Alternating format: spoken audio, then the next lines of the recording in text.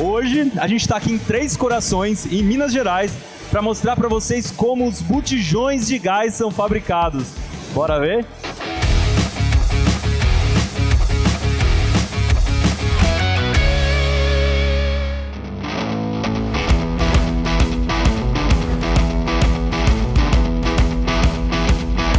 Eu não sei você, mas eu sempre tive muita curiosidade sobre bujão de gás.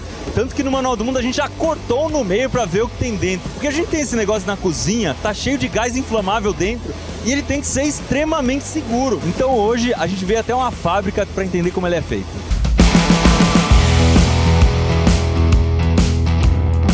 O botijão é formado basicamente por 5 peças grandes e mais 3 pequenas. Eu vou montar para vocês verem. A alça inferior, que é a base dele, a calota inferior, a calota superior, a alça superior, que é por onde a gente pega, e a flange. Na flange vai a válvula, que é por onde sai o gás, o plug de segurança, que é uma proteção contra incêndio, que a gente já mostrou no Manual do Mundo, e uma plaqueta de tara que mostra quanto o botijão pesa vazio. O botijão mais comum é o P13, porque ele consegue carregar 13 quilos de gás dentro dele. Mas aqui eles também produzem outros recipientes de pressão, que é o nome técnico que se dá ao botijão. Cada um deles precisa de um projeto específico, dependendo inclusive da substância que ele vai guardar. No botijão que a gente tem em casa, geralmente é o GLP, que é o gás liquefeito de petróleo. Sim, é isso mesmo que você ouviu, liquefeito, porque dentro do botijão ele fica líquido por causa da pressão. E por causa disso a gente consegue guardar muito mais material. Além dos desafios físicos de armazenar gases e líquidos, os botijões precisam passar por uma série de normas de segurança. E tudo isso é garantido nessa etapa aqui da produção, no projeto. Cada uma dessas peças aqui vai virar realidade na linha de produção. A principal matéria-prima é o aço e ele chega nessas bobinas que podem pesar até 12 toneladas. Só que aqui acontece de um jeito parecido quando você compra uma cartolina e enrola.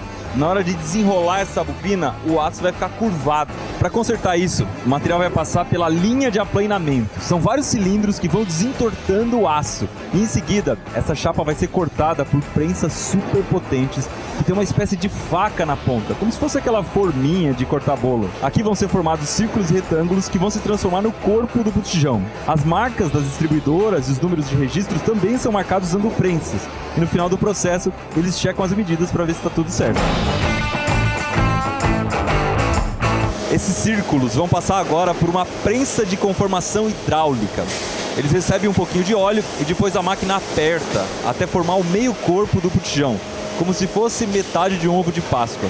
As argolas precisam passar por uma calandra, que é um tipo de prensa que consegue fazer com que a peça se entorte, formando um anel. Depois ela recebe uma solda na emenda e, na sequência, uma dobra forma aquela voltinha que deixa a peça mais ergonômica para a gente pegar. Para a flange, o processo é diferente. É nela que vão as válvulas. Por isso tem uma rosca que é usinada por dentro da peça. Para juntar as duas partes, eles precisam fazer uma espécie de encaixe. Então a parte de cima passa por um corte e a parte de baixo por uma frisadeira, que vai fazer um friso, essa espécie dessa lombadinha.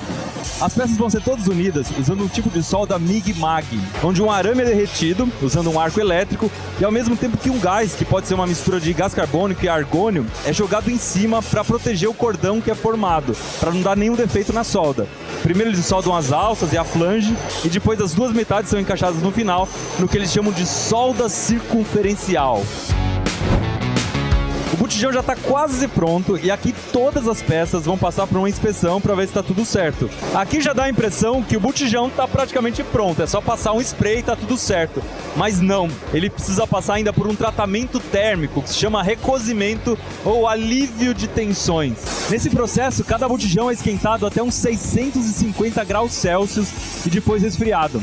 Isso tem que ser feito porque na solda são criados alguns pontos de tensão na estrutura do aço e esses pontos podem ficar frágeis. O tratamento térmico vai fazer com que o aço se reorganize e fique sem esses pontos de tensão. Para saber se o recozimento funcionou de fato, são feitos vários testes em que o botijão é levado até o limite. Um teste mecânico em que o aço é esticado até romper, um teste de camisa para ver se a flexibilidade do botijão está funcionando e também um teste de rompimento, que é literalmente encher até o botijão explodir. Vamos ver isso acontecendo agora. Que barulho será que isso aqui vai fazer, hein?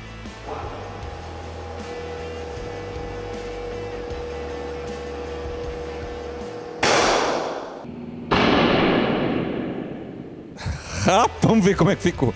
Nossa! Virou uma bolinha e rachou por cima aqui, ó. A gente consegue ver pela água saindo. Na hora que estourou, eu não tava olhando mais no reloginho ali, mas tava mais de 80 vezes a pressão atmosférica, ou seja, é mais de 5 vezes o que ele precisa aguentar na casa da gente. Ó, aqui a pressão em bar, quantas vezes a pressão atmosférica tá dentro do botijão.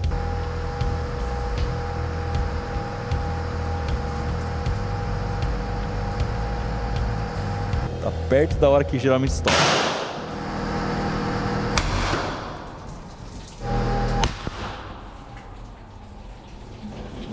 Senti a chuvinha aqui em cima de mim. O legal é que tem um padrão, é sempre mais ou menos no mesmo ponto. Se um bujão de gás explodindo não vale um joinha, eu não sei o que vale um joinha.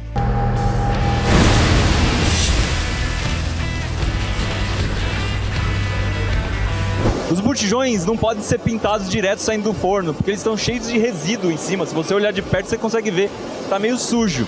Então eles vão passar por uma máquina que solta um jato com granalha de aço. É um pozinho de aço, parece uma areia, que vai limpar o botijão. É lógico que a gente não consegue ver isso de perto, porque o processo é muito violento. Mas a granalha tá aqui, ó. Ah, olha que belezinha, saiu limpinho aqui do outro lado e a superfície já sai um pouquinho rugosa para receber a pintura. A pintura vai acontecer em camadas. Primeiro vem um fundo anticorrosivo que é aplicado por imersão, ou seja, os botijões mergulham num tanque. Depois vem mais 2 camadas, uma de primer e outra de tinta esmalte.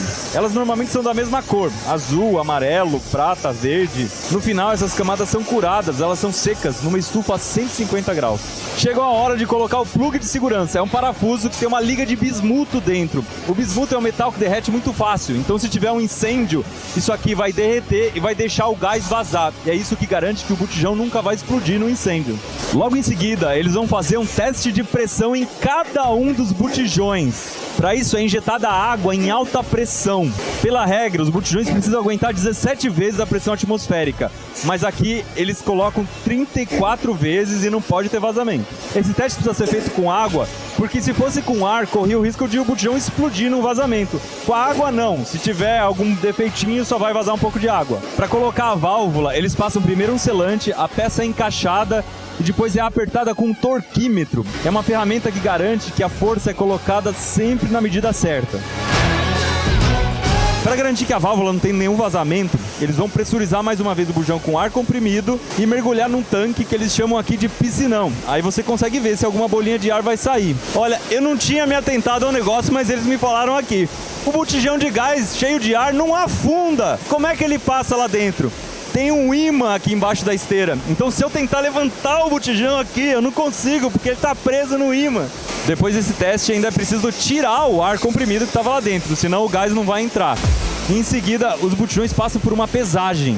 Todos eles têm que ter entre 13,5 kg e 14,5 kg. Eles checam na balança e depois colocam uma plaquinha de tara para informar qual é o peso do botijão. Isso aqui marca o fim do processo de produção. Os botijões mais comuns vão ter esse peso que a gente falou, entre 13,5 kg e 14,5 kg. Mas aqui eles também desenvolveram um outro botijão que também tem essa capacidade de 13 kg de gás dentro dele, mas é muito mais leve. Ele vazio pesa entre 8,5 kg e 9,5 kg. Isso vai fazer com que o transporte seja muito mais simples, mais barato e em casa o botijão também é muito mais fácil de carregar. É meio mágica, parece que eu fiquei 4 kg mais forte aqui. Daqui os botijões vão ser carregados em caminhões gaiola e vão para as distribuidoras de gás. São elas que vão colocar o GLP aqui dentro e mandar para casa de milhões de brasileiros. Quando o gás acaba, eles voltam para as distribuidoras para serem reabastecidos num ciclo que, se o botijão for bem cuidado, pode durar mais de 40 anos. Então, da próxima vez que você vê o caminhão de gás passando na rua, você vai lembrar do trabalhão que deu para fabricar um produto que seja seguro para você usar na sua cozinha. Olha o gás! Olha só, se você gostou de ver como que é feito o bujão de gás, você também vai gostar de ver como é feita a latinha de alumínio. A gente teve que viajar para 2 estados diferentes para conseguir entender o processo.